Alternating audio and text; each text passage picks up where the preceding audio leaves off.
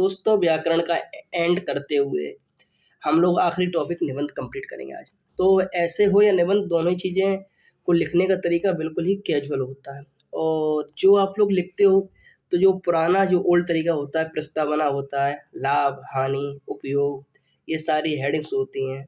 फिर इसके बाद आप लोग निष्कर्ष पे आते हो, यहाँ तक आप लोग कंप्लीट कर देते हो ऐसे।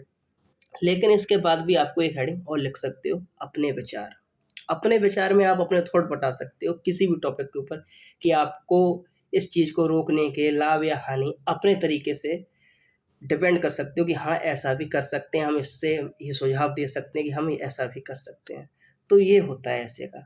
अब ऐसे जब भी आप बोर्ड की पेपर में देते हो तो उसमें कम से कम लिमिट तो नहीं दी होती, और कभी कभी दी होती है, तो उसमें 1000 से 1500 वर्ड के अंदर आपको लिखना होता है।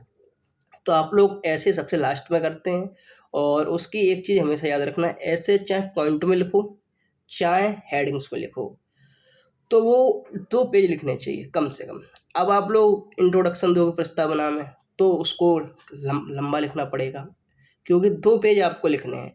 आप इस पॉइंट से लिख लो चाहे आप पॉइंटों में लिख लो, तो दोनों ही बेटर ऑप्शन है। पर मैं सजेस्ट करूँगा कि आप पॉइंटों में लिखो, क्योंकि पॉइंट में लिखना आसानी होती है और हेडिंग्स में लिखना इतना डिटेल में आप लोग नहीं लिख पाओगे। तो दोनों ही चीज़ें सेम है बट तरीका अलग अलग है, और ऐसे दोनों ही तरीके से लिखे जा सकते हैं।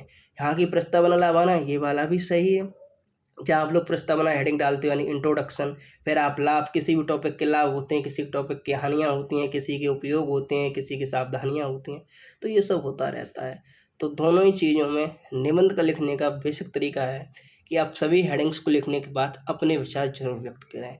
और कुछ पॉइंटों में कुछ वर्ड ऐसे होते हैं जिनके अर्थ बहुत मुश्किल होते हैं, अगर आप उसको भी साइड में लिख सकते हो तो ये बेटर ऑप्शन है।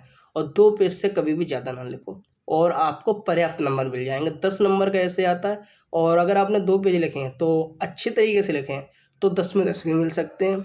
और अगर ऐसे ही 2 पेज लिखें बढ़िया तरीके से पॉइंटों में विथ लाइन, तो आपको 8 नंबर कहीं नहीं गए। तो ये निबंध लिखने का दोनों ही तरीके बेस्ट हैं, बट आपको कायदा आना चाहिए कि किस तरीके से अंडरलाइन करनी है, कहाँ पे, किस पॉइंट पे, तो आपको टीचर नंबर देगा। ये बात हमेशा ध्यान रखना।